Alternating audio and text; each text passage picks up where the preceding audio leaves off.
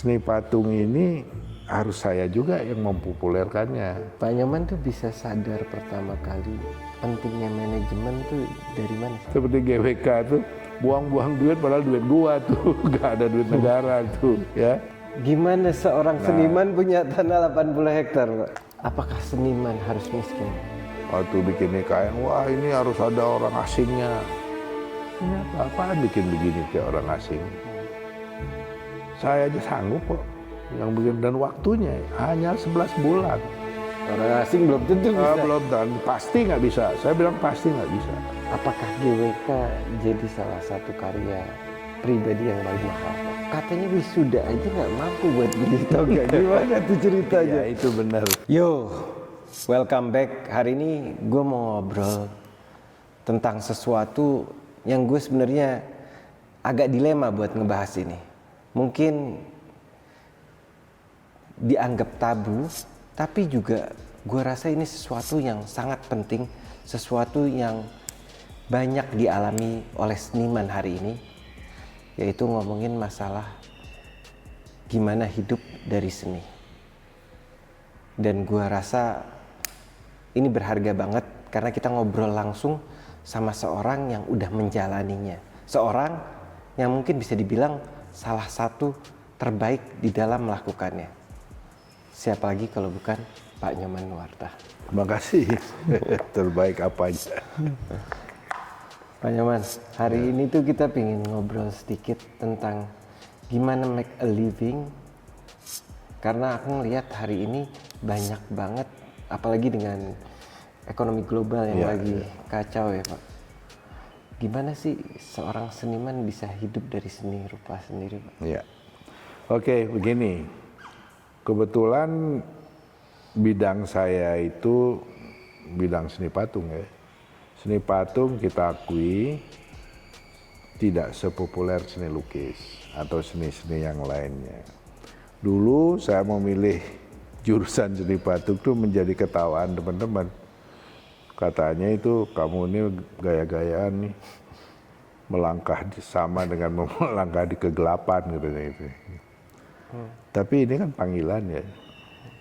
Saya tadinya dijuruskan seni lukis, tapi justru saya pindah ke seni patung. Karena merasa pas itu. Kenapa pindah? Saya baru tahu ada kesenian seperti ini. 3 dimensi, cocok buat saya gitu loh ya. Nah, apakah saya bodoh dulu atau gimana? Kita tidak berpikir secara ekonomi ya, memilih seni patung itu akan membuat ekonomi saya itu hancur atau sukses gitu ya. Tapi kita nggak berpikir situ. Bagaimana saya menjadi pematung yang hebat lah gitu. Pikirannya cuma itu. Nah,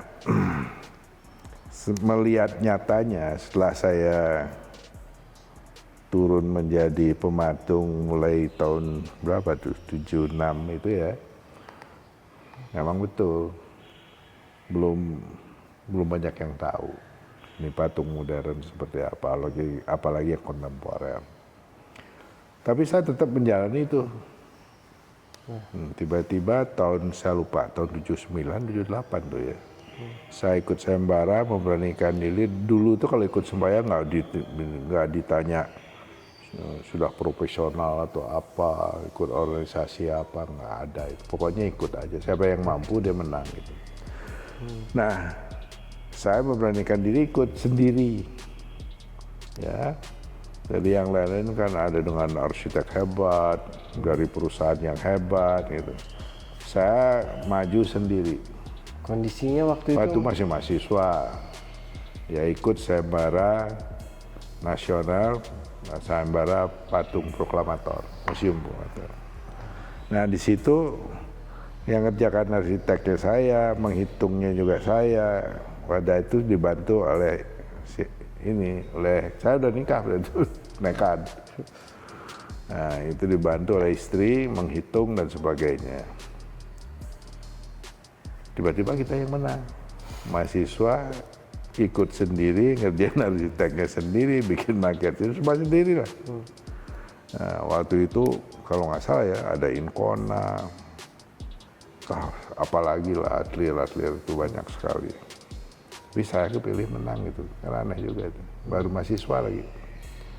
Di situ saya menjadi tambah yakin bahwa milih jurusan ini tepat lah gitu. Ya, walaupun tantangannya apa sih yang nggak berat di semua kehidupan nggak berat, apalagi kalau kita nggak serius ya. Nah ini saya mulai serius karena apa? Karena hidup mati saya kan di sini. Kalau saya jadi pembantu asal-asalan, bagaimana saya bisa hidup? Apalagi berpikir nanti kalau saya selesai sekolah saya mau buat apa namanya? Membuat studio lah, buat museum lah, buat taman patung, mimpinya aneh gitu ya. Kurang lebih seperti itu. Tapi karena saya tahu bahwa seni patung tidak populer, ya, tidak ada yang nganggap, kolektornya juga masih mungkin pada saat itu belum lihat ya ada kolektor patung. Ya oke lah, jadi artinya apa? Seni patung ini harus saya juga yang mempopulerkannya. Bagaimana caranya gitu ya. Dan itulah kita cari jalan bagaimana kita sendiri yang mempopulerkan seni patung ini. Gimana caranya Pak Nyoman? Nah, caranya itu dulu saya bergabung dengan gerakan Seni Rupa Baru. Seni Rupa Baru itu kan tidak memandang lukis, patung apa sajalah. Kalau cocok dengan gaya seni rupa baru itu ya oke gitu. Nah kita ikut itu. Jadi publik mulai mengenal saya. Mengenal dan waktu itu sudah menang sayembara. Mulai kenal, perlahan, terus pada saat tumbuh dunia real estate. Ya, pelopor dulu Pak Ciputra kan itu. Tokoh utama itu dibilang. Nah sering beliau dengan teman-temannya itu memakai saya. Nah, tambah percaya kan kita jadinya bahwa seni ini, sambil saya juga yang campaign. Gimana bahwa, bisa kenal segala sama nah itu. Saya juga lupa tuh gimana kenal itu ya. Pokoknya saya kenal sama orang-orang hebat itu ya, kalau saya kan apa ya, ece-ece lah, nggak kelas gitu. Tapi mereka merasa perlu untuk menaruh sesuatu ya, 3 dimensi lah, patung gitu di ininya mereka, di komplek-komplek perumahan mereka, real estate gitu ya. Nah dari situ terus saya kenal Pak Menteri Perumahan dulu, mungkin beliau lupa lah, Pak Siswono dulu itu, mungkin lupa, tapi beliau dulu yang juga ikut mengkampanyekan seni patung itu supaya dibangun di tiap komplek-komplek perumahan itu. Dengan alasan apa waktu itu? Ya keindahan dan punya ciri. Sebelumnya nggak ada. Belum nggak ada. Nah itu, jadi kita mulai dari situ dianggap ternyata benar banyak menarik untuk marketing ya dari perusahaan mereka, sehingga kita banyak dapat peluang. Tapi dalam pikiran saya, kita tidak boleh tergantung sama satu bentuk kepercayaan gitu. Jadi kita harus beberapa macam. Nah, contohnya gini, saya tetap harus berkarya koleksi. Artinya tidak dipengaruhi oleh karena apa ingin laku dan sebagainya. Enggak, pokoknya berkarya terus. Terus kita mengembangkan commission. Ya commission itu pesanan-pesanan itu kan karena dia kenal. Nah kita harus melihatkan kebunapitan kita bahwa kita ini bisa berjanji tepat waktu. Nah itu karena dulu apa aja seniman itu sulit diajak berjanji. Ya, nah kita berusaha menepati itu, janji-janji itu kita tepati. Nah itu dari komisi-komisi. Nah komisi ini bisa macam-macam. Komisi ini pesanan ini bisa pemerintah, bisa swasta, bisa kolektor. Nah misalnya pengen di rumahnya ada patung saya gitu ya, dan sebagainya. Nah itu kan baru pemerintah yang mungkin salah satu kota memerlukan ikon apa gitu ya, dicoba kita buat segala macam itu dilakukan. Kedua, berkarya koleksi yang kita pamerkan di mana-mana itu. Harapan ada yang menghargai, ada yang respect gitu ya. Ketiga, dari commission dari swasta. Itu. Jadi 3 unsur inilah yang menyebabkan kita punya daya tahan. Ya, tapi intinya seniman itu harus betul-betul bonafide. Bonafide itu membangun percaya ya. Ciri-cirinya apa, Pak? Ya, cirinya begini. Misalnya kita dapat proyek nih dengan di real estate lah gitu ya. Ini berapa lama nih? Sekian bulan, Pak. Gitu misalnya kita janji 2 bulan atau 3 bulan. Nah, on time kita tepat waktu. Nggak ngaret-ngaret gitu, alasan macam-macam enggak. Nah, ini yang kita lakukan dan membuahkan hasil. Begitu perusahaan-perusahaan besar itu yang biasa on time gitu karena ada hubungan dengan bisnis, ya kita harus on time, tepat waktu dan janji itu. Nah, kita harus belajar kontrak, terus kita juga bayar pajak, bikin perusahaan. Kalau nggak perusahaan kan sulit dia berjanji dengan siapa nih kalau gagal gitu kan, dia nuntut siapa gitu kan. Nah, kita punya perusahaan, bayar pajak juga. Ya, jadi lengkap karena kita makin lama anak buah makin banyak. Ya dulu waktu kita masih sekolah ya ada 3 orang gitu ya yang ngebantuin kita. Tapi lama-kelamaan berkembang, sculpture parknya berkembang, pengunjung makin lama makin banyak. Nah, ini perlu manajemen khusus tuh yang ngurus galeri no art itu dan sebagainya itu khusus supaya berjalan profesional, nggak boleh dicampur-campur aduk gitu. Jadi kita di situ menemukan cara-cara bagaimana kita mengembangkan studio kita. Ya, jadi ada bagian manajemen khusus in-house kita itu yang artinya apa? Yang ada no art itu kan harus diurus. Karena di situ ada museum, ada galeri, ada merchandise, ada kantor ya kan. Nah, ini harus diurus oleh profesional yang melibatkan cukup banyak orang. Seni itu kan Anda tahu, kita harus punya curator juga yang bagus. Ya.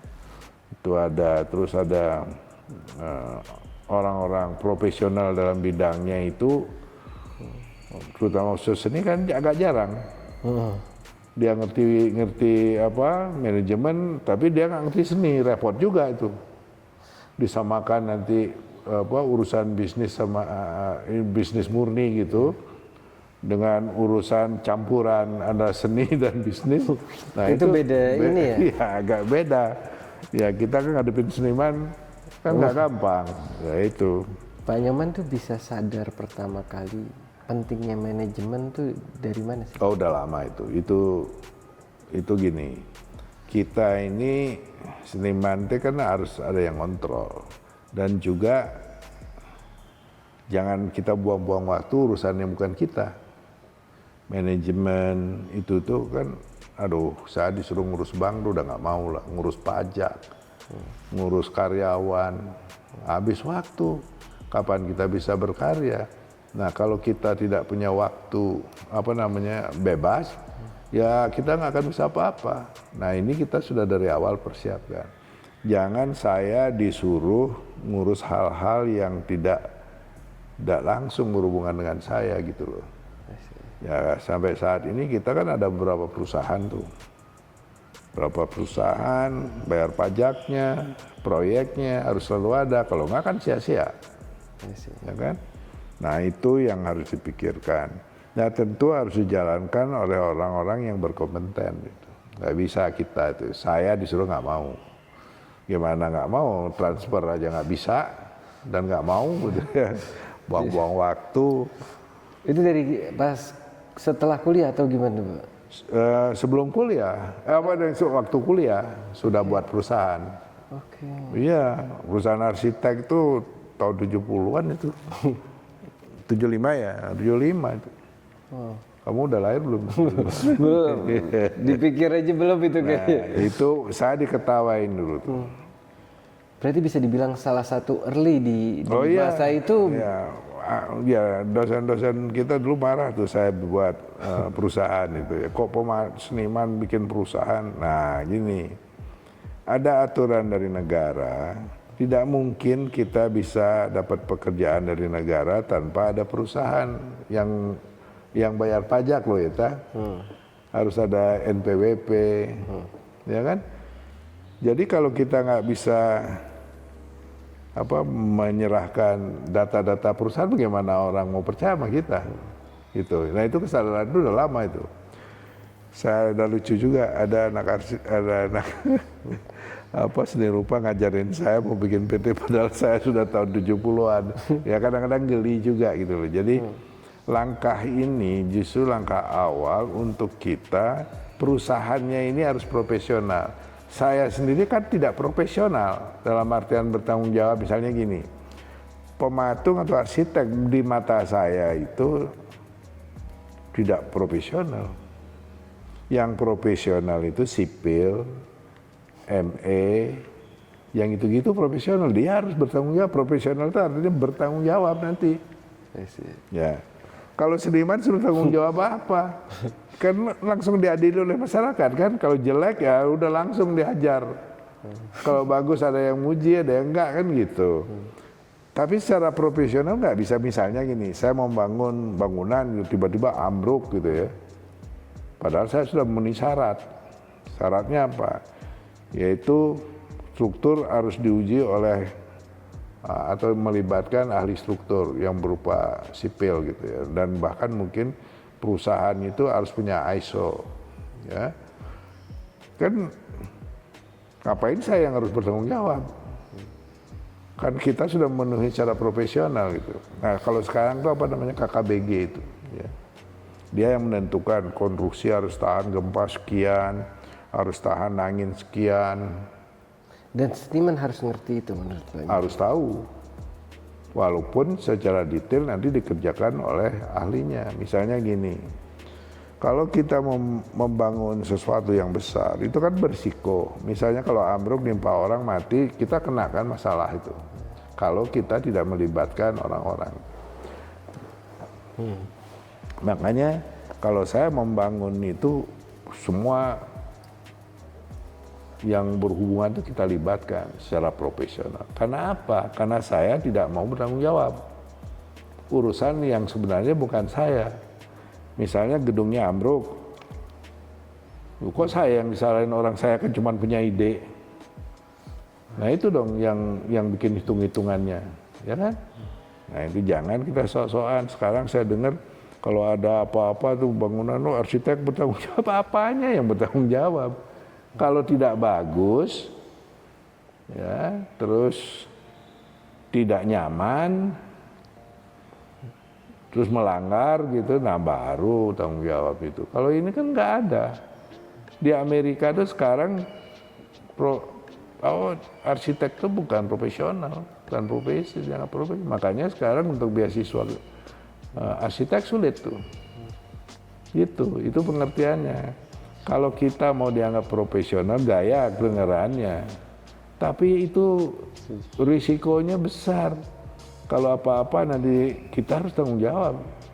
Ya kenapa kita tanggung jawab? Orang kita sudah ngelibatin sipil, ahlinya, dan ada license-nya. Kalau kita kan nggak ada.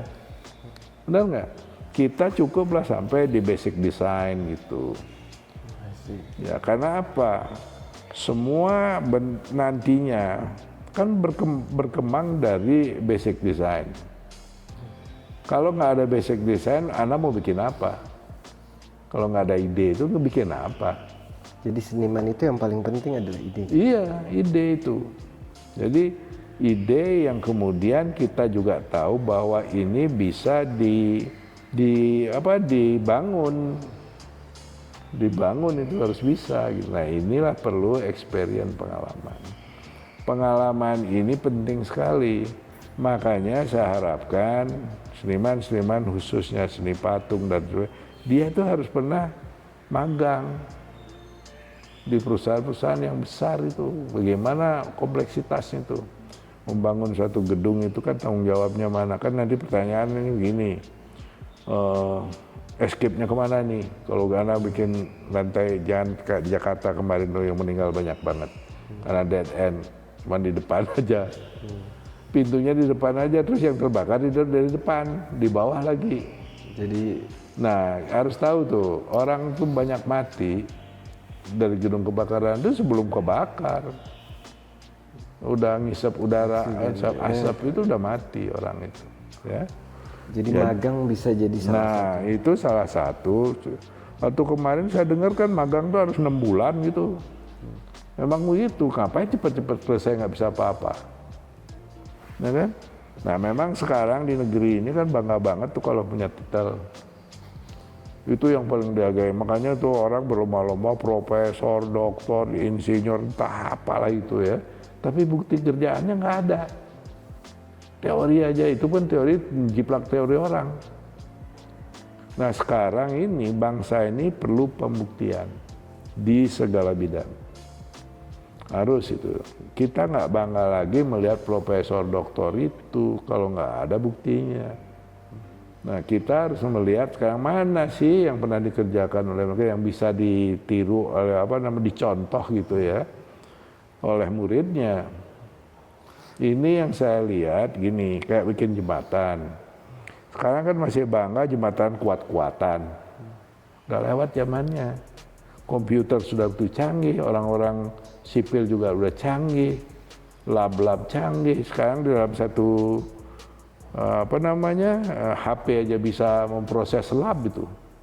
Ya, kalau mau bikin apa itu, udah bisa. Nah, jangan terlalu bangga dengan itu. Sekarang itu lebih bangga bagaimana si jembatan ini jadi menarik, yang kemudian bisa mengundang orang untuk datang. Contohnya gini, kita kan terkenal mengenal Golden Gate di Amerika itu. Kalau orang ke San Francisco pasti dia mampir melihat Golden Gate itu, walaupun udah ratusan tahun kali umurnya itu ya, karena menjadi ikon. Jadi itulah nilai-nilai dari jembatan itu, nilai-nilai intrinsiknya itu ya, mengundang orang untuk datang. Nah, siapa yang dapat? Ya negara. Jauh-jauh dari Indonesia datang ke sana pengen lihat jembatan itu. Ya. Jadi ada dampak. Ada dampak. Nah itu apa? Tiket pesawat, akomodasi, UKM, segala macam itu dapat. Jadi itulah dunia pariwisata itu. Nah kalau sekarang ada masyarakat, wah bikin gitu buang-buang duit. Saya sering ketawa seperti GWK tuh, buang-buang duit padahal duit gua tuh, nggak ada duit negara tuh ya. Nah, itu kan aneh itu. Kita yang swasta aja pas-pasan duitnya berani, karena itu akan berdampak buat negara, terutama dunia pariwisata. Ini menarik Pak Nyoman, ngomongin GWK ya Pak. Nah itu salah satu. Jadi kita buat GWK orang lihat, wah asal-asal besar, bukan itu.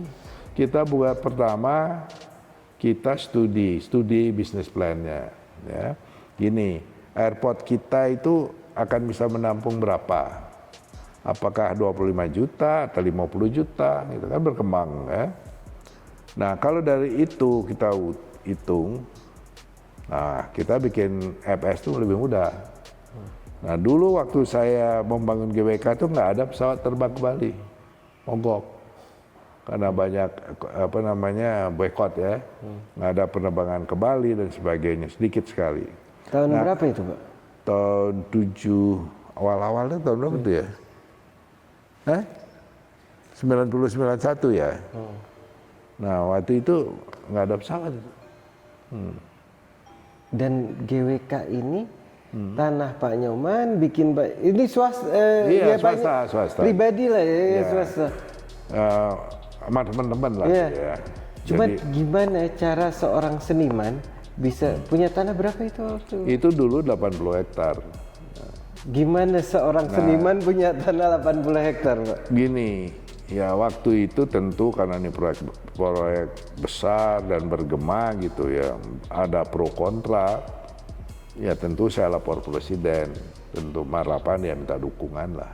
Bahwa kita buat ini itu seperti gini, saya kasih wawasan. Bali itu pariwisatanya adalah menjual warisan. Mau ngaku atau tidak. Pura-pura di Bali itu dijual. Memangnya pura itu untuk wisata? Enggak kok, untuk sembahyang. Belum desain untuk pariwisata. Nah kita generasi dulu orang membangun Bali itu sedemikian indahnya. Dari nenek moyang kita, ya mereka apa? Paling kendaraannya paling kuda kali. Ya kan? Itu bisa bikin segitu hebatnya. Impresif. Nah, sekarang kita ada yang sudah pakai Alphard, pakai Kijang, pakai Panther. Ini kok hanya bangga masa lalu aja. Nah sekarang lu apa? Apa yang lu banggain dari diri lu gitu loh. Itu yang saya sadari, sehingga saya cerita sama Pak Presiden pada saat itu Pak Harto. Langsung beliau dukung. Ya dukung rencananya dulu tuh membantu kita memberikan in natura berupa bahan-bahan gitu ya, semen, baja, scrap dari PLN, tembaga segala macam. Tapi kan baru jalan berapa keping, tiba-tiba Pak Harto lengser, ya kan? Itu repot banget. Wah, selesai itu mimpi itu yang akan dibantu itu. Jadi total kita yang harus bangun, ya, nggak ada batas. Karena dulu gini, pemerintah mau bangun nanti suatu saat kita hibahkan tuh ke negara, ya. Itu janji kita. Tapi kan bantuannya tuh nggak bisa karena bosnya lengser gitu kan. Nah diganti ya nggak kuat sekuat Pak Harto ya janjinya itu. Nah satu saat kita melihat aduh ini nerusin gimana nih. Kita ya ngejual patung ya baru beli tembaga, beli latas.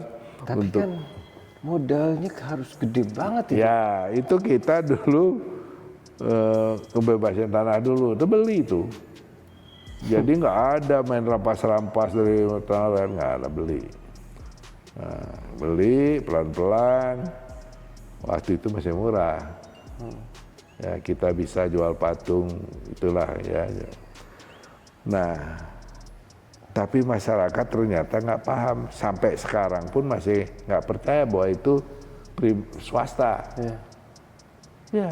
Karena memang tidak masuk akal ya Pak. Ya, Maksudnya di luar. Nggak salah lah, mereka nggak masuk akal, tapi nuduh gitu loh. Iya paham. Nuduh, wah ini apa segala macam. Malah saya pernah hearing tuh di DPR, karena pada saat itu Pak Mangku Pastika jadi gubernur, dia bilang, Man, ini bisa kita bangun, Pemda bisa bangun pakai uang dari penghematan, tapi bertahap 3 tahun. Oke, akuisisi aja saham saya. Siap, gitu kan. Tapi ngomong dulu di DPR, begitu ngomong baru duduk udah dimaki. Dia bilang, saham gua, yang saham kita tuh ada nih, GWK ini saru katanya. Gelap, saham kami ada berapa? Saya bilang, kapan lu beli saham gua? Itu punya gua, lu pikir punya negara. Nah kayak gini main labrak-labrak aja. Orang even negaranya pikir itu punya mereka. Nah, karena lihat gede itu pasti. Nah itulah yang sampai sekarang seniman itu dianggap kere. Itu dia. Nggak bisa, dan apalagi orang luar nganggap nggak mungkin. Ini art ini ada, itu sampai sekarang pun kalau luar negeri nggak akan percaya. Karena nyata itu ya Pak? Nyata, karena begini, di barat itu seniman itu kan selalu diurus sama pemerintah negaranya. Contohnya gini, museum, apalagi itu galeri itu negara. Semua yang karena itu dianggap gengsinya negara.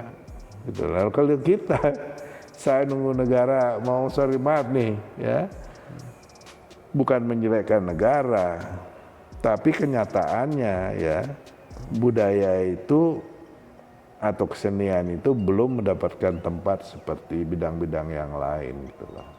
Padahal kesenian itu atau budaya itu sudah terlibat jauh sebelumnya dalam dunia pariwisata. Yang jelas ngumpulin duitnya itu pariwisata. Jadi dengan dampak pariwisata itu menjadi Iya, jadi udah dalam sejarah pariwisata kita ya, bahwa kebudayaan menjadi andalan. Mereka sering menyebut pariwisata budaya. Tapi ya berimbang. Pariwisatanya maju, budayanya tidak. Ya, seperti fasilitasnya miskin. Ya lihat galeri nasional kita. Harusnya kan kita sudah memiliki museum kontemporer juga, yang mudah-mudahan di IKN nanti ada. Ya. Ini saya kira lalai, karena begini, dunia baru akan memandang kita apabila budaya kita berkembang baik. Karena apa? Negara yang bisa memperhatikan budaya, berarti nggak usah disebut-sebut ekonomi kita bagus, ekonomi itu nggak usah. Dia sudah tahu pasti ekonominya bagus, karena Otomatis itu iya otomatis. Kalau budayanya tidak diperhatikan berarti dia sibuk ngurus supaya hidup, ya mikirin sekedar hidup itu loh, udah jelas itu. Maka dari itulah Singapura, saya waktu tahun 80-an sering sekali pameran di Singapura gitu ya. Waktu itu belum Singapura seperti sekarang. Ya. Walaupun dia kaya, mungkin waktu itu sedang kaya-kayanya, tapi nggak dianggap dunia, nggak dianggap. Karena saya sempat berbicara di TV Singapura, ya waktu zamannya Pak Lee Kuan Yew itu ya.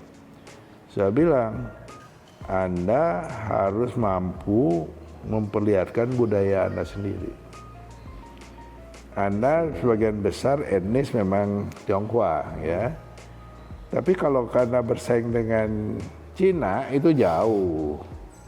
Ya, bisa nah mereka tuh mahasiswanya waktu itu di Nanyang tuh masih banyak yang bikin Chinese painting gitu ya. Iya. Tapi makannya burger waktu saat itu udah beda, culture-nya udah beda. Nah, jadi kelihatan mengada-ada. Jadi karya-karyanya seperti mengada, nggak sesuai dengan wakil zamannya. Nah itu saya bilang begitu. Beda sama Indonesia ya sebenarnya. Nah, sangat berbeda. Di kita masyarakat senimannya yang luar biasa. Ada ribuan artis dengan segala cara dia berusaha hidup, survive. Dengan kemiskinan, dengan apa dia tetap membela kesenian. Itu luar biasa. Ya. Nggak ada fasilitas apapun dari negara itu. Ya. Tapi dia bisa mengantarkan kita, Indonesia ini punya seniman yang hebat-hebat banyak. Ya. Nah Singapura pada saat itu mungkin sekarang pun masih agak itu ya. Tapi institusi mereka dahsyat. Kesadaran pemerintahnya itu luar biasa. Mungkin lebih sadar pemerintahnya daripada rakyatnya terhadap kesenian itu. Jadi kalau kita lihat, fasilitas museumnya luar biasa, galeri nasional juga luar biasa. Terus tempat-tempat bikin art Singapura, art apa tuh banyak. Nah kita nggak, kebalikannya. Senimannya yang hebat, tapi fasilitas nggak miliki dari semua pemerintahan loh tuh. I see. Apakah seniman harus miskin?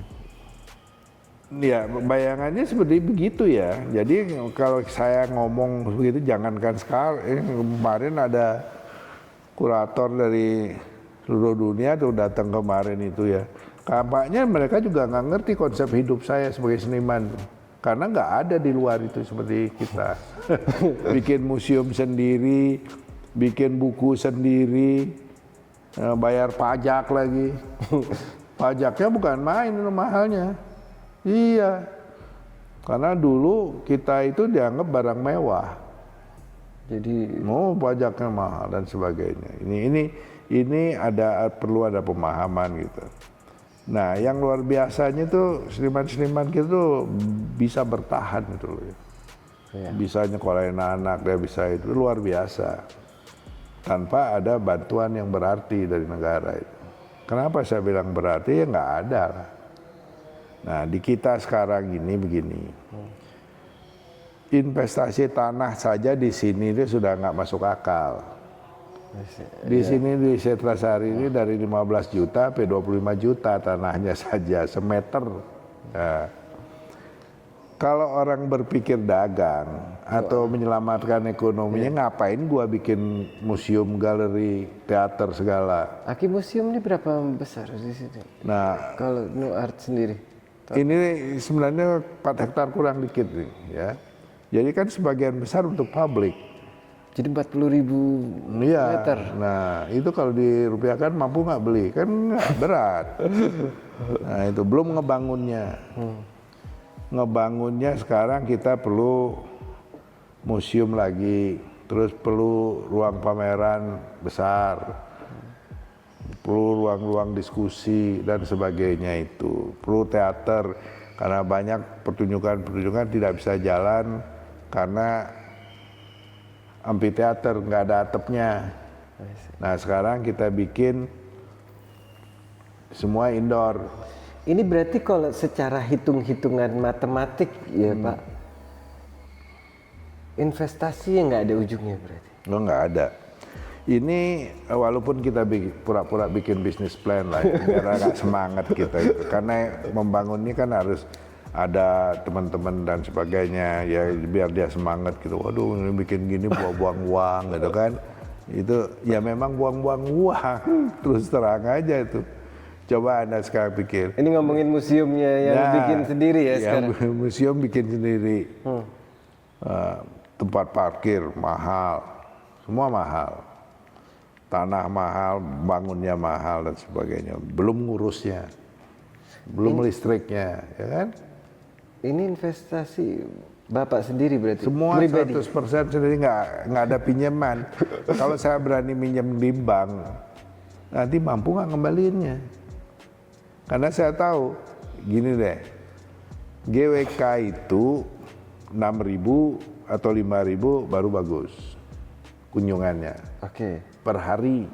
Per hari? Ya, kalau di kita di sini 1 bulan itu berapa?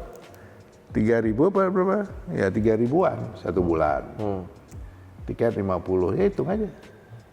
Nah, ya kan? Ya nggak ada kembali. Nggak, kita memang bukan di situ investasi kita. Investasi kita bagaimana kita ini sebagai satu bangsa punya harga diri. Nah, karena orang yang sudah bisa berpikir kebudayaan artinya soal sangu itu udah lewat lah. Soal mikirin perut itu udah lewat. Ya. Nah kita sekarang jadi bangsa itu arni loh. Bahwa itu tidak sekedar hidup di dunia ini. Hanya mikir makan aja tuh enggak. Kita mikir lewat dari itu gitu. Ya. Karena budaya itu buat saya itu perlambangan dari suatu bangsa yang betul-betul ya kemakmuran itu ada gitu loh. Betul. Itu. Nah coba aja lihat. Ada Louvre itu ya di Prancis. Begitu besar. Duitnya entah berapa itu ya. Masih disubsidi negara itu. Bayar tiketnya kalau nggak salah 1 lantai itu dulu ya 400.000. Mungkin sekarang entah berapa. Masih disubsidi kalau nggak salah. Jadi untuk seniman membuat seperti ini tuh sebenarnya bunuh diri ya Pak? Ya kata orang bunuh diri, kalau saya sih enggak lah. Tapi kita berusaha begini. Kalau tidak ada ini, suatu saat saya tidak ada. Sebenarnya kalau saya pengen hidupnya enak ya nggak usah buat gini-ginian. Simpennya gua duitnya. Ya kan? Apapun bisa loh. Nah, sesuai apapun bisa, sesuai kemauan saya. Saya kan nggak pengen punya pesawat terbang. Nggak pengen lah. Nah, itu bisa.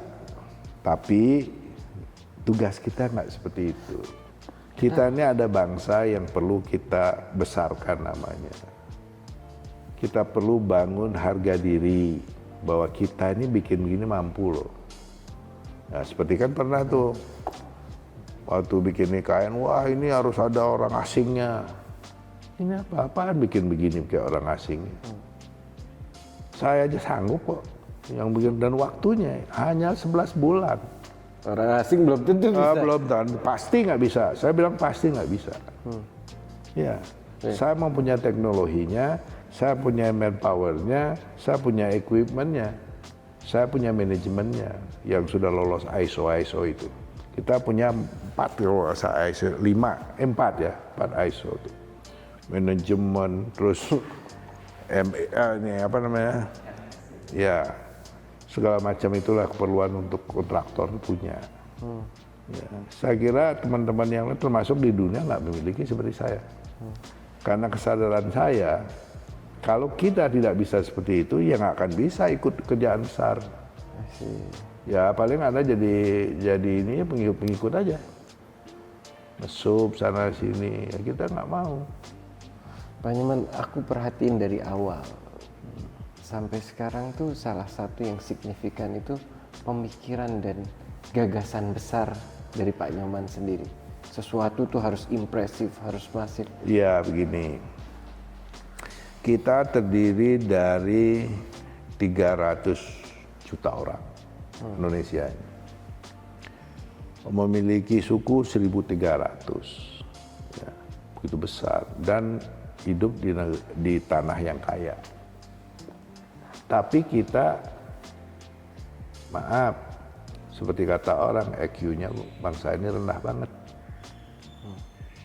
Nah, itu kan memalukan. Yang menyebabkan rendahnya EQ itu karena makanannya kurang bergizi lah. Makanya Pak Prabowo bikin MBG itu ya, gitu barangkali gitu. Nah, sekarang bagaimana kita bisa berpartisipasi meningkatkan intelektual kita. Salah satu kesenian itu. Ya, melalui kesenian ini bidang saya di situ ya. Tentu saya akan ngotot di situ. Nah, dan faktanya orang ke Prancis pengen lihat Menara Eiffel. Ke New York pengen lihat patung Liberty. Ya kan? Betul. Nah, ke Cina pengen lihat tembok Cina. dan ke Cina dan karya-karya yang lain. Ada simbol-simbolnya. Terus ke Itali ada tuh. Ya.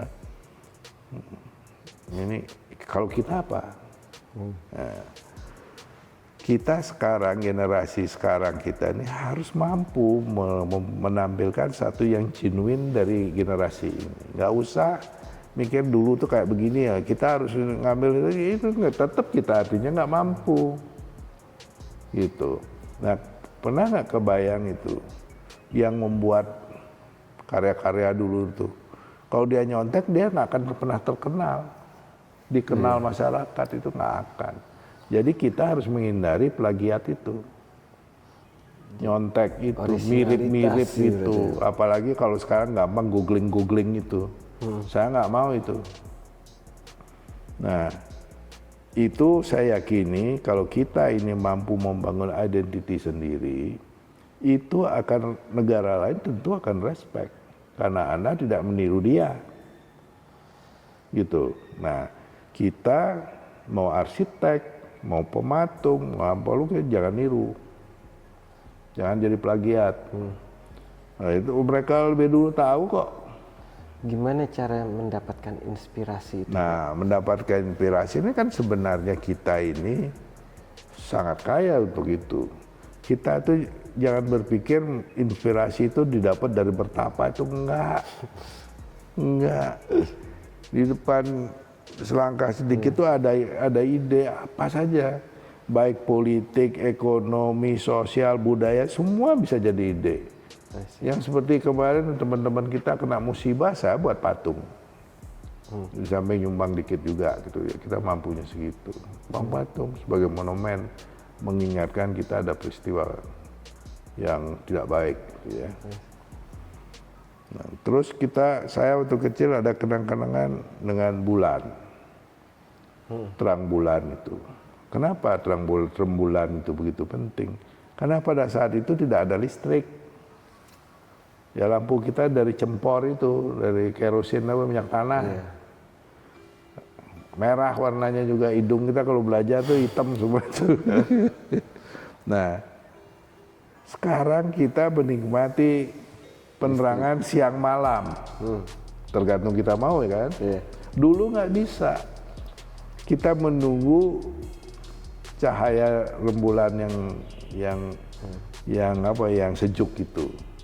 Ya bulan itu kan nggak ada panasnya, Nah, saya lebih senang cahaya bulan daripada matahari.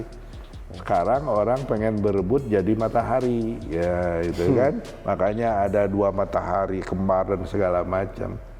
Ya saya lebih senang dengan bulan gitu. Karena gini, bulan itu punya kenangan tersendiri sebenarnya. Itu bisa mengalirkan ide yang luar biasa. Di desa dulu gelap gulita, terutama kita sebut bulan mati itu, nggak ada bulan, jadi gelap gulita. Takut kita waktu kecil tuh, apalagi citra-citra Bali itu mistik-mistik kan banyak. Dulu serem sekali. Serem banget, takut lah kita ya. Apalagi ada anjing meraung-raung gitu, wah, takut kita tuh ya. Penuh ketakutan soal itu, magic dan sebagainya. Nah, kita menunggu bulan itu, terang bulan. Begitu bulan itu mau nongol, waduh kita sambut tuh. Sambutannya apa? Kita bersukaria dengan membuat karya. Waktu kecil itu kita bikin pertunjukan, main ke tetangga-tetangga kita, terus kita dibayar 50 perak, 100 perak gitu. Wah, udah seneng banget ya. Jadi sebenarnya udah jadi seniman dari kecil Pak Jomar. Ya, itu value itu. Kakak saya bikin wayang, main wayang gitu juga gitulah ya. Kita ada anak kecil kumpul gitu yang seumur-umur tuh bikin kegiatan luar biasa senangnya. Itu bisa jadi ide. Itu nilai dulu, kenapa dulu begitu berharganya yang namanya terang bulan, karena memang situasinya gelap gulita. Kalau sekarang kurang berharga karena siang malam sama aja ada listriknya. Orang tidak mengapresiasi. Nah, tidak mengapresiasi kayak seperti saya, seperti kami ini. Bulan itu datang seperti kita apa gitu ya. Nah, nilai-nilai itu tidak akan bisa dirasakan oleh anak-anak masa kini ya, yang duduk di mall dengan terang benderang warna segala macam ada ya kan. Ya, dulu mana ada, nggak ada, gelap gulita. Nah itu, jadi nilai itu tumbuh dari situ. Ya. Nah begitu juga yang lain. Sekarang kan Indonesia ini riuh rendah sama politik. Orang itu di kampung, di kota ngomong politik semua. Ngerti juga kagak. Belum nuduh orang lagi. Belum ada bukti, nggak suka sama tampangnya, kita nuduh orang. Ya kan? Kalau saya nggak bisa diajak begitu kalau nggak ada bukti. Ini loh orangnya begini-begini, oh ya gitu. Kalau baru dengar cerita-cerita begini-begitu, buktinya nggak ada, buktiin dong kalau nuduh orang itu. Ya sekarang isu jasa palsu, jasa apa?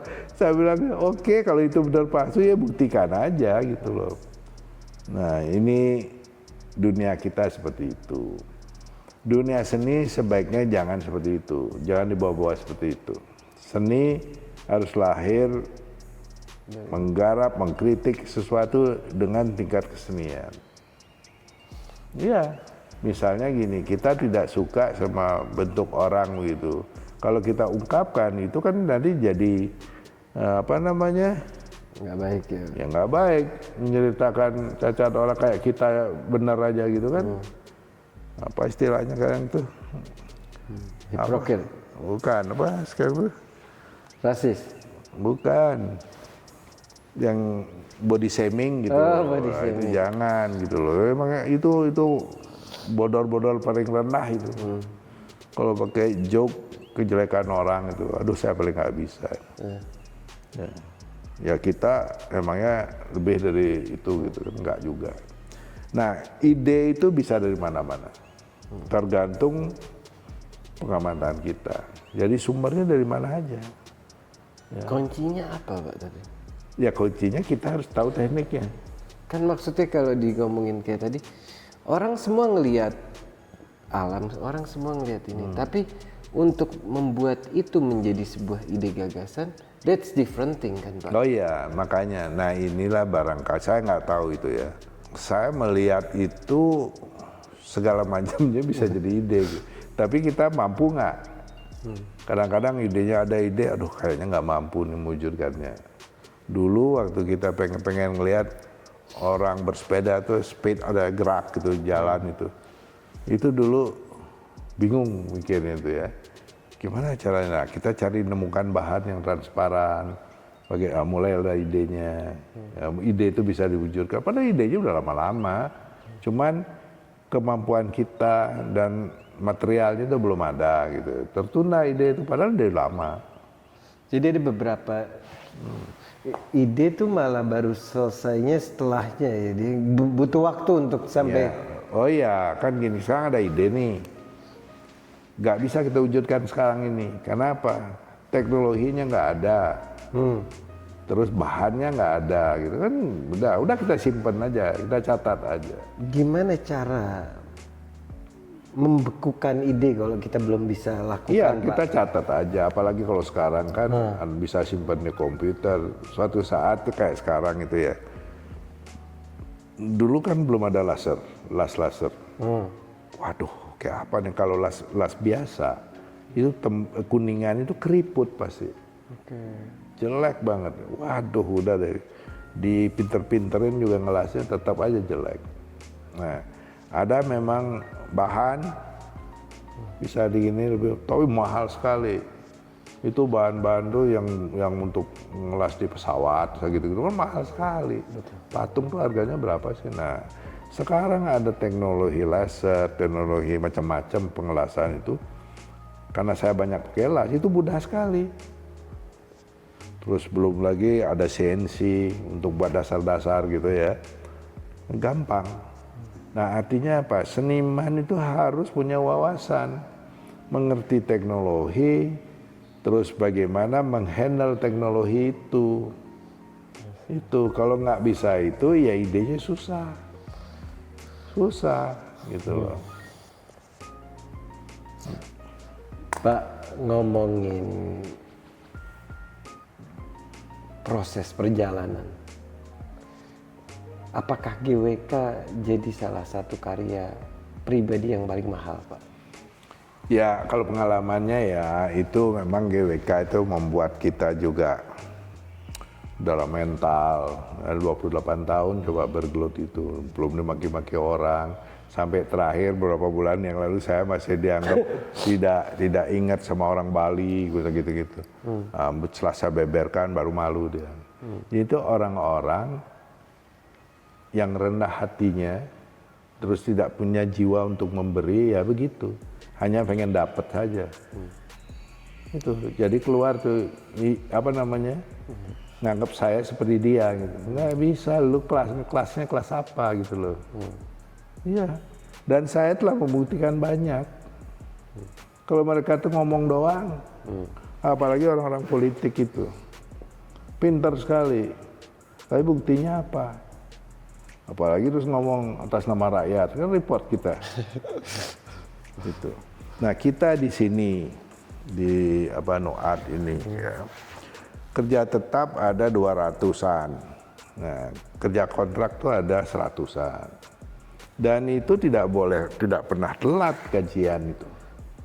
Gimana cara manage sebagai seorang seniman? Ini makanya kita sambil memanage, menggaji mereka dengan layak, dan memelihara kawasan ini sambil membangun. Itu company, kalau perusahaan besar sekali itu. Nah, kalau nggak kan pening kepala. Nah, ini kita harus punya forecasting itu ya. Kita meramalkan kurang lebih kita akan kurang dana kapan, terus nutupnya bagaimana. Harus selalu punya itu. Jangan ngawur-ngawuran, mentang-mentang ada duit ngawur. Beli ini, beli itu. Kalau kita di sini belanja beli peralatan yang banyak. Untuk melengkapi studio kita. Gini, umur kan nggak ada yang tahu. Benar nggak? Sedangkan kita banyak orang. Masa saya mati terus mereka juga ikutan mati? Kan enggak. Nah, itu yang berpikir nggak mudah. Ya, kita harus berpikir seandainya saya terus hidupnya dia dari apa? Kan berat. Nah, makanya saya melengkapi sekarang, mumpung ada tenaga, kita lengkapi fasilitasnya. Parkir untuk nanti 300 mobil bisa masuklah ke sini, ya kan? Terus ruang pameran yang cukup besar, ngangkut bar liftnya yang besar, mobil pun bisa naik gitu kan. Terus lift orang bisa 21 orang. Karena di atas di kawasannya ada teater yang penontonnya bisa ratusan. Nah, ini kita pikiran matang supaya nanti anak-anak kalau saya sudah dipanggil Tuhan terus nggak boleh kayak anak ayam kehilangan induk tuh. Jangan. Nah, ini kita sediakan. Mudah-mudahan mereka ngerti. Ya, sekarang ini dalam tahap kita berjuang untuk persiapan ke depan. Ya, sekarang dan depan. Gitu. Nah, Noart 2 itu lebih lengkap dan lebih besar. Ya, itu. Jadi betul-betul nanti tanpa ada saya itu jalan, jadi bisa gajian. Legacy apa sih yang Pak Nyoman mau tinggalin? Ya, kita ingin bahwa kesenian itu bisa menghidupi orang, bukan dimusuhi, bukan dianggap sia-sia lah ya. Sekarang kan begitu kalau masyarakat bikin begitu mahal-mahal. Untuk apa? Ya bikin untuk apa? Dia nggak tahu bahwa kita tuh dia pikir cuma makan doang. Manusia itu kalau sudah makannya penuh, dia akan perlu lain. Perlu kenikmatan yang lain, kebahagiaan yang lain gitu. Ya itu yang kita bisa isi.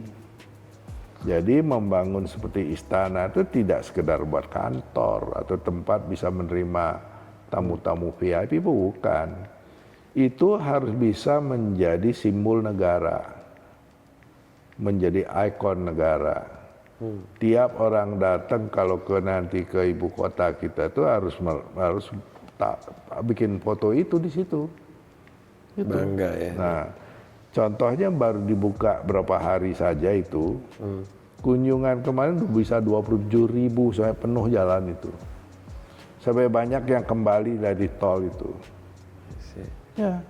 Nah, ini sudah membuktikan bahwa istana IKN, terus ada masjid nanti yang baru, itu akan menjadi ikon dari IKN itu. Yakinlah itu akan ada, wah ini mau bangun tempat wisata atau apa, itu kan orang-orang kerenahan yang nggak ngerti apa-apa. Ibu kota itu harus hidup, ada pariwisatanya, ada bisnisnya, ada macam-macam itu. Ini pikirannya sederhana sekali tuh orang-orang itu. Ya saya bicara begini kok kasihan banget tuh ya, makanya dibilang IQ kita rendah tuh masuk akal. Benar. Ya bagaimana kita menjelaskan, wah bikin ini, bikin itu, buang-buang duit. Dan buktinya kalau buang duit saya kan nggak hidup. Tiap hari saya bikin patung, ya kok hidup, kok bisa ngegaji ratusan orang. Pak Nyoman tuh bikin pegawai banyak, ini bukan baru dong? Oh bukan, udah lama. Dulu waktu GWK pernah 1.000. Dulu tuh malah sempat sampai 1.000. 1.000, di Bali tuh 600, kita di sini 400. Pak Nyoman kan melewati banyak masa ya. Dan ngelihat kondisi ekonomi global hari ini gimana, mulai banyak peperangan, ada huru-hara, ada segala macam. Ya kan begini. Dulu Pak Nyoman kan sampai di tahun pernah ngalamin 98 di mana krisis moneter yang lebih ekstrim dari hari ini. Oh iya, gini. Gimana tuh Pak?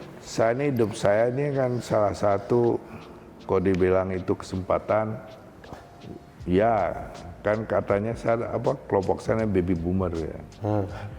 Pengalamannya banyak. Dulu saya sudah sadar adanya G30S. Wah itu serem banget. Ngalamin itu ya? Ya serem banget. Itu kan perang antar kita. Iya. Itu menyeramkan.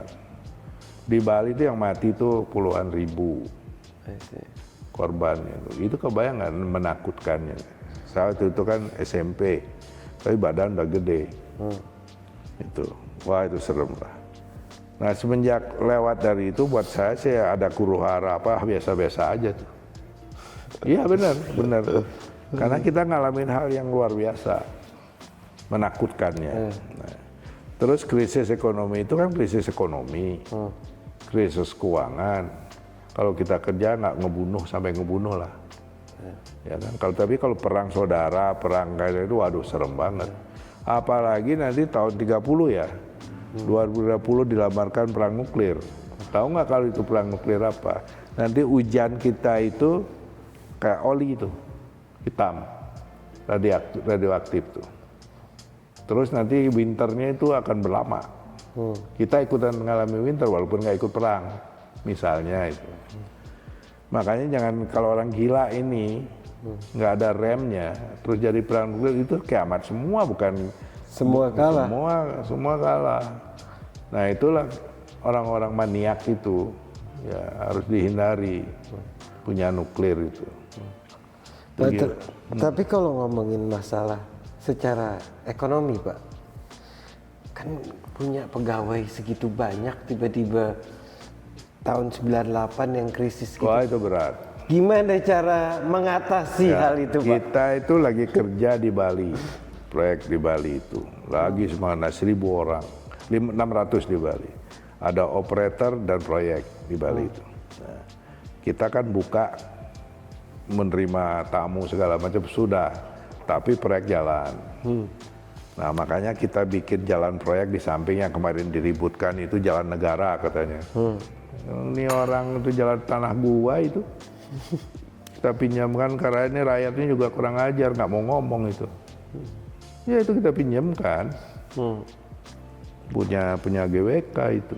Ini DPR tuh ngomong ngaco itu. Itu yang saya nggak suka itu orang-orang begitu. Apa yang diberikan untuk Bali itu oleh mereka itu nggak ada. Yang saya tuh ada loh. GWK tuh di dunia udah terkenal. Jadi orang datang ke Bali lihat GWK. Ya kan? Masih nuduh saya nggak ingat Bali itu dia orang geblek nggak tuh. Nah ini orang-orang yang nuduh ini karyanya apa? Nah, ini saya cerita sekarang begitu. Nah tapi semua bangsa kita kok kayaknya kayak beginian semua nih. Gitu. Jadi dulu gimana Pak pas di... Nah waktu krisis itu saya dudukkan sama teman-teman yang Bali itu. Itu lagi proses... Oh proses di Bali. Kita dulu punya alat-alat berat punya sendiri, bukan nyewa. Ya. Berarti lagi di atas angin ya Pak? Kondisinya... Oh iya, terus saya bilang pas krisis, waduh pikir tiba-tiba dolar menjadi 17, asuransi saya jeblok aja udah. Saya asuransi dulu dolar, gaya lah. Ya. Tapi hancur. Sampai sekarang nggak punya asuransi, karena udah tua, gak ada yang mau. Ya kan? Nah, pada saat itu saya gini deh kan mulai ribut, ada yang bakar-bakaran segala kan pada saat itu kan. Saya bilang sama mereka, kalau mau bakar aja. Saya pulang ke Bandung, saya bilang, oh jangan Pak, jangan. Ya terus gimana? Ini kita hanya mampu ngegaji berapa ratus juta gitu ya sebulan. Nah, itu gimana? Oh Pak, boleh nggak kami ngatur sendiri? Oh silakan. Jadi mereka pakai shape gitu. Dari 600 itu hari ini si A, mereka minggu ini si A, nanti minggu depan si B gitu. Jadi ada ininya mereka. Nah, waktu ribut pernah di Bali, Mega gagal jadi presiden itu, pohon-pohon pada ditebangin tuh gila itu orang-orang tuh. Ya kayak gitu-gitu. Ya ini kan kampungan. Ya. Tapi itu juga masalah dolar Pak. Material juga jadi mahal dong. Mahal, triplek aja nggak ada, semua diekspor. Kebetulan teman saya tuh Pak Heru, orang baik, ya saya minta ke dia ini triplek, dia punya pabriknya di Samarinda, udah dijual semua. Tinggal sampah-sampahnya mau nggak yang KW-KW gitu, mau dikirim itu kita buat ngecor beton itu, cetak casting beton. Coba bayangkan. Lagi asik-asiknya kerja tiba-tiba kita krisis. Nah itu pengalaman yang harus kita hadapi. Nggak bisa putus asa. Ya kemarin sudah begitu tiba-tiba COVID. Iya. COVID kita lagi asik-asik ngerjain IKN itu gambar IKN tiba-tiba COVID. Ya kayak begini-begini ini kita nggak tahu. Ya tapi orang-orang ini kan kelihatan, orang yang nggak ada kerjaan pasti ngaco lah. Ya kelihatannya begitu di politik kita kan. Kalau dia dapat kerjaan dan diam aja anteng.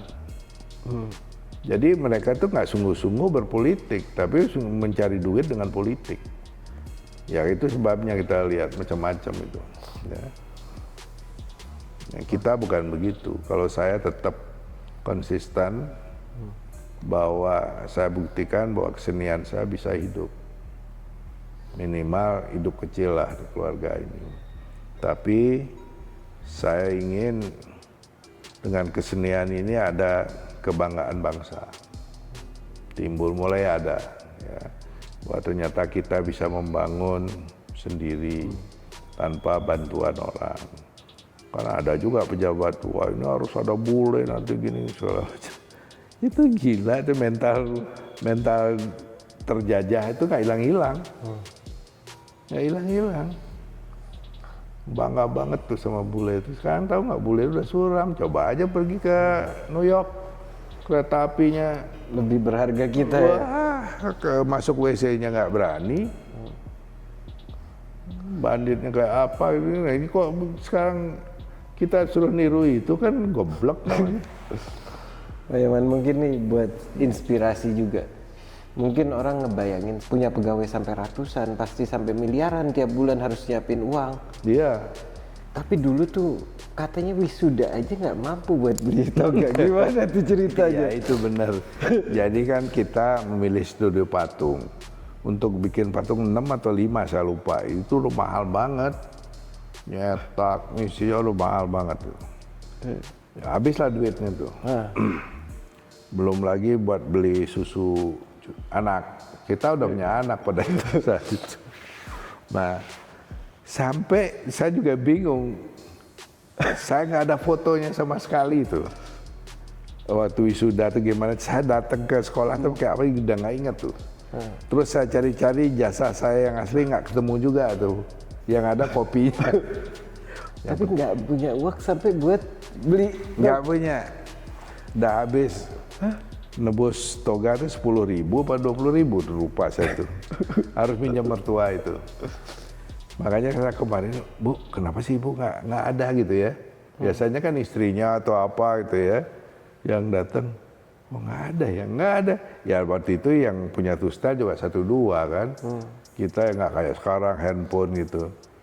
Kalau sekarang saya dibuktikan ada buktinya nggak dari teman kamu yang nggak ada, fotonya juga nggak ada itu. Ya, nah itu nggak tahu itu ya.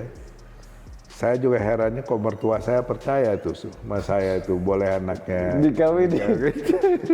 Padahal itu kan orang punya, orang kaya. Ya aku kirimannya berapa tuh waktu itu ya?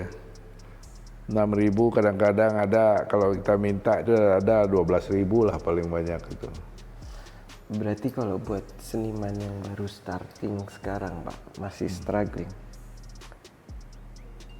Kalau dia sungguh-sungguh bisa. Bukan sungguh-sungguh, ya nggak sungguh-sungguh aja bisa hidup sekarang. Ada kerjaan segala macam, asal mau kerja aja tuh ya. Oh enak sekali, banyak sekali bidangnya. Dulu siapa yang ngasih? Saya sudah menang jadi sayembara proklamator secara nasional, udah diakui. Nggak bisa hidup gampang, susah aja tetap. Jadi jauh lebih Wah, harusnya. sekarang sih, sekarang tuh yang nggak bisa hidup, maaf nih, malas. Tidak mau mengasah diri, mempertajam lagi, itu yang bikin mereka. Kalau sekarang sih terus terangnya nggak ada apa-apanya dengan zaman saya itu. Pak, pertama kali kan susah tuh waktu ya. Maksudnya ya kondisi pertama karya yang impact-nya besar. Yang maksudnya it's big money that time. Ya. Dan apa investasi atau pembelian pertama Pak Nyoman? Gini, waktu itu menang proklamator hadiahnya 1,5 juta. Karena itu dibagi 3. Jadi begini ceritanya. Waktu saya menang, udah diumumkan menang, tiba-tiba sore-sore saya ditelepon dari istana. ke rumah mertua tentunya. Terus bagaimana nih kan? Ini Pak Harto minta kerjasama katanya gitu kan. Jadi yang ngerjakan Hatta teman kita di Jogja namanya Martono. Nah, terus arsiteknya Incona gitu. Karena saya katanya ada kelemahan di pintu masuknya. Seharusnya nggak di situ gitu. Ya saya kan nggak pernah ke Jakarta, nggak punya duit. Waktu itu kan orang-orang pesertanya kan ke Jakarta survei, saya nggak punya duit. Ya dapat denahnya itu berupa stensil, zaman dulu itu stensilan, nggak ada fotokopi belum. Stensilan, buram lagi. Mana nggak bisa ngebayang jalan pegangsaan mana apa itu, gue aja ngarang aja. Ya tapi pelasannya bagus sama backgroundnya nggak seperti sekarang itu. Nah, backgroundnya udah gaya saya sekarang. Udah kayak begini. Nah, panitianya kecewa itu. Loh kenapa background jadi gini? Bukan kayak lo kan bapak nyuruh kita bersatu sama yang lainnya gitu kan. Bukan bu. Bapak ada yang bicara jangan saya gitu. Kan nggak enak itu karena backgroundnya kita tuh ada begini sebagai korban revolusi itu korban-korban tuh melayang-layang gitu kayak patung yang di sana yang ada melayang itu yang biru. Udah begitu idenya, ya. Ya karena disuruh bergabung ya sudah. Itulah dapat hadiah 1,5 juta. 1,5 juta ini apa nih? Gede itu Pak waktu? Lumayan, tapi nggak gede sekali. Udah gitu, aduh ini di Setrasari itu ada pembukaan real estate baru, zaman dulu gaya lah itu. Saya datang ke sana, terus saya lihat nih sudut ini, oh wow, udah tuh. Dulu tuh berapa saya lupa tuh, 1 meternya 20.000 atau berapa tuh ya, kalau nggak salah kurang lebih itu. Nah kita kan punya uang 1,5 juta nih, udah kita kasih DP terus. Ternyata itu apa tempat itu nggak boleh dibangun, sialan. Aku ini ketipu, akhirnya saya datengin, Pak ini kenapa saya dijual ini tanah yang harusnya buat jalan gitu kan? Dia merasa salah, ya sudah lama urus saja katanya itunya ke wali kota. Kebetulan saya kenal dengan wali kotanya karena ada proyek. Terus minta tolong kan gengsi gitu, cuman rumah kayak begituan malu lah. Lagi rapat di sana dengan kita, selesai saya lari ke perencanaan. Pak Husen tuh wali kota lewat, Man lagi ngapain? Ini Pak, ini mau bangun rompok, saya bilang gitu. Mau minta izin mana-mana. Ini nggak boleh, ini harus gini aja, ini sudah. Beli 400, tanahnya jadi 600. Kadang nggak boleh bikin buletan itu. Oh, aduh, nun, gitu. Langsung saya yang belakang tuh mau dijailin, paling dulu punya izinnya. Bangunlah kita itu, bikin rumah sederhana gitu ya, kayak Batako. Ya, pokoknya punya rumah lah. Gaya tuh kesannya kan. Kendaraan udah punya apa PW Kombi itu. Ya cukup lah punya anak. Nah mulai nyari-nyari duit itu dengan karya-karya itu.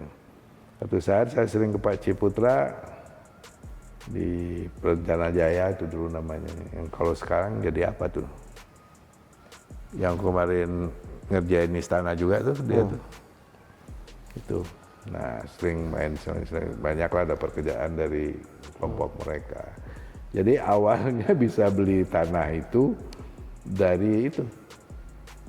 Hasil dari sayembara 1,5 juta itu. Langsung investasi. Nah, 1,5 juta cicil. Cicil sekian tahun bisa itu. Ya jadi itu, jadi kita menurut saya itu kita pertama harus punya shelter dulu. Tempat tinggal. Nggak sampai kehujanan gitu kan, walaupun sederhana, kotak aja gitu. Sampai sekarang rumah itu ada. Dikasihkan ke Anya gitu, tapi kayaknya harus direnovasi itu. Nah, dari situ saya sudah bermimpi, wah nih kita harus bikin apa namanya, bikin taman patung lah gitu. Dulu taman patung. Jadi dari situ tuh udah punya ide Iya gagasan. udah. Makanya saya waktu itu zaman eranya itu SDSB namanya itu. Berhadiah 1 miliar dulu. Wow. Semua pokoknya demam SDSB. Karena hadiahnya 1 miliar. Terus saya ditanya sama Pak Sujoko, seandainya kamu menang nih, undian SDSB, kamu yang debat-debat deh, oh saya beli mobil sport apa gitu. Saya bilang, saya ini Pak mau bikin taman patung, museum. Ketawa semua teman-teman, gaya loh. Iya, itu beneran itu. Oh, jadi udah. Ya, jadi saya gitu diketawain sok-sokan katanya lu. Tapi itu nyatanya. Kemauan itu pelan-pelan, sama dengan GWK. Saya bisa bertahan 28 tahun dalam kesulitan terus setiap hari itu. Itu stres terus, Pak? Stres terus. Ya, makanya kalau sekarang ada gangguan-gangguan kecil, biasa lah. Jadi kita digembleng yang seperti itu. Ya, tapi orang nyangka itu kan proyek negara. Saya dipanggil. Karena terlalu besar untuk Ya, sebagai. saya dipanggil sama DPR, marahin. Kenapa mangkrak kalau macam. Ya saya nggak punya duit loh. Kok bisa nggak punya duit? Di sananya ini negara. Gimana saya punya duit itu mahal sekali tuh. Baru saya bilang, loh ini proyek siapa? Ya proyek saya bilang. Kaget, minta maaf. Itu ya, jadi ya publik itu nggak nyangka, apalagi sekarang ada tamu-tamu asing ke tempat kita, nggak ada yang percaya bahwa ini punya kita. Itu berapa kalinya Menara Paris itu? 12, 11 kali lipat dari secara ukuran GWK. Nah itu, jadi kita ya seniman tuh ya pasti diremehkan lah, kere lah gitu kan. Ya nggak apa-apa, senang juga dianggap kere, tapi dikejar pajak gitu. Tetap Kesalahan kalau yang Pak Nyoman lihat banyak seniman-seniman yang baru, maksudnya mulai megang uang lah. Apa sih biasanya? karena mereka nggak punya plan, nggak punya rencana. Ya itu aja, yang penting dia bisa hidup enak gitu aja. Ya kan begini, kesempatan begitu seniman itu kan tidak setiap hari datang. Kayak orang jadi petani walaupun penghasilannya kecil, ini punya sawah gitu kan, setiap hari orang beli sawah, ini beras. Kalau patung mau beli enggak urusan lu deh. Kan gitu. Jadi kita harus bijak memakai uang itu. Ya kalau saya juga termasuk nggak bijak juga lah. Tapi dibijak-bijakin. Kan banyak tuh yang kaget lah, beli macam-macam gitu loh. Dia nggak ingat beli mobil mewah gitu ya. Dia ingat nggak ada dibayar pajaknya berapa, ganti olinya berapa.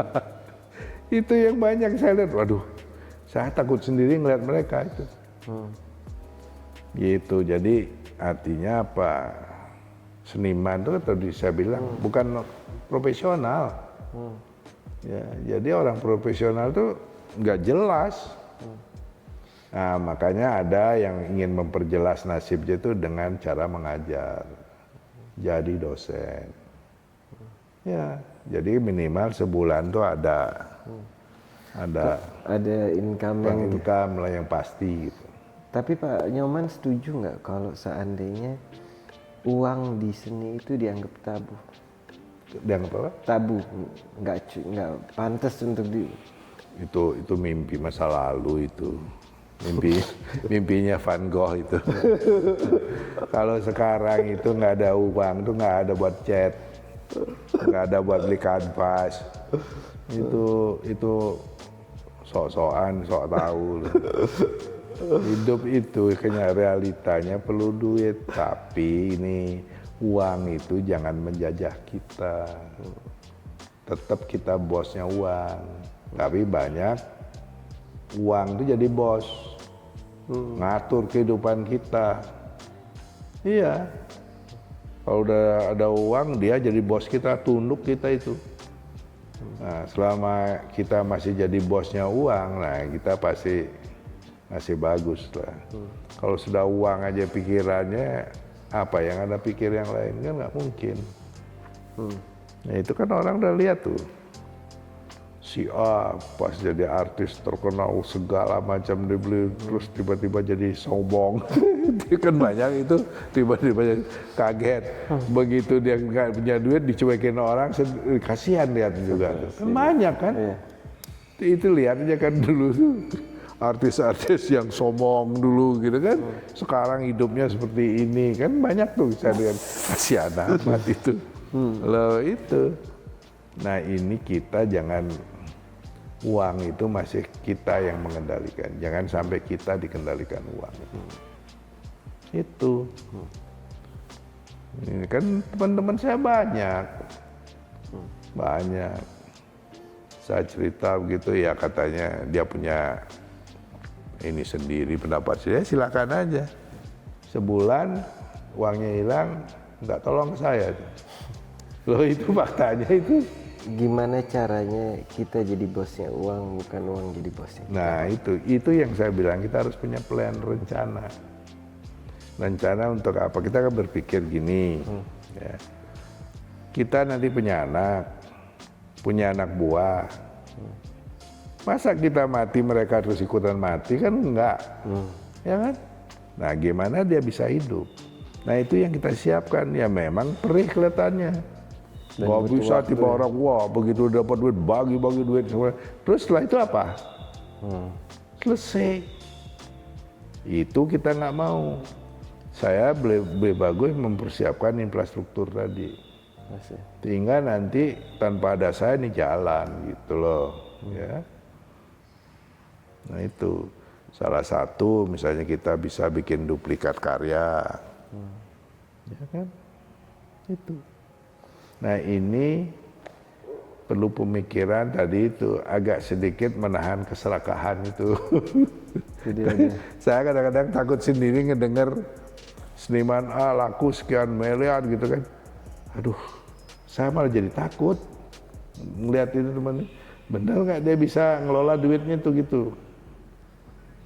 Pak Nyoman pernah nggak? Kan pasti mengalami menjual karya yang miliar-miliar tuh udah sesuatu yang biasa. Pernah nggak salah mengelola, Pak? Begini, kebetulan saya itu nggak tahu ada duit nggak. Nggak mau aku nyentuh duit itu. Ada tim keuangan itu, dia yang lebih tahu daripada saya. Bener. Saya tuh memang tidak terlalu suka tuh ngurus, sukanya ngebelanjain aja. Tapi disuruh ngurus nggak bisa, nggak mau. Ini coba aja tanya. Ya transfer aja nggak bisa, gimana coba mau ngurus Kayak duit. saat GWK itu laku berapa, Pak? Apanya? Pas GWK itu. Nah itu uangnya kan ketipu itu. Ketipu berapa, Pak? Wah itu nggak usah disebut lah. Pingsan nanti dengar itu. Itu pembelajaran. Oh iya, gini. Kita kan terlalu percaya sama teman. Ya partner kita itu. Ya ternyata perusahaan dibilang berutang padahal nggak ada utang. Ya pasti gitu. Ya itu sudah nasib kita lah. Artinya rezekinya itu bukan rezeki saya. Orang lain biarin aja lah udah. Saya begitu. Saya tuh tega gitu. Itu ya udahlah. Semoga orang lainnya. Mudah-mudahan duitnya itu bisa dipakai yang benar lah. Gitu. Gitu.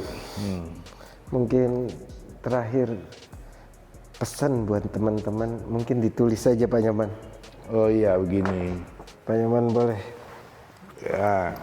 Kalau seandainya ada satu pesan yang mau disampaikan dan ini jadi pembelajaran buat generasi berikutnya dari Pak Nyoman.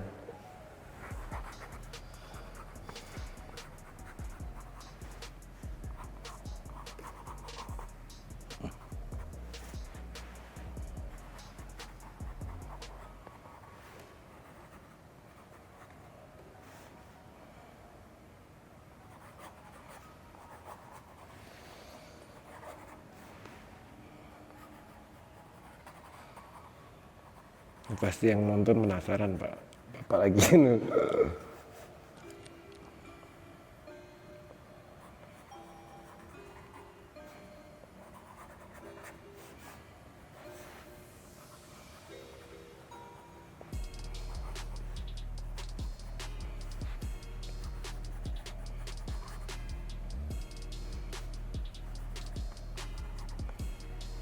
Ya, Tunjukin Pak ke ya. sambil dibaca mungkin.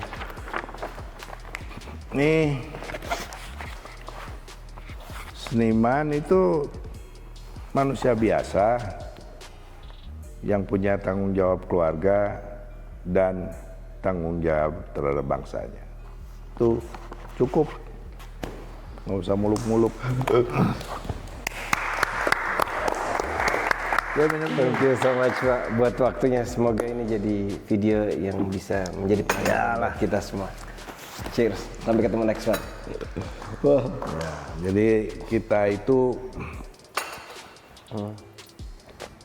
ya kalau saya sekarang umur segini nih kan, bisa berkarya saja sudah. Ada tenaga, maksudnya ada tenaga untuk berkarya udah luar biasa. Apalagi bisa dapat yang lain-lain gitu ya. Ya umur saya ini kan ada cucu, harapannya cuma satu, cucu saya sehat, itu aja. Nggak ada yang aneh-aneh.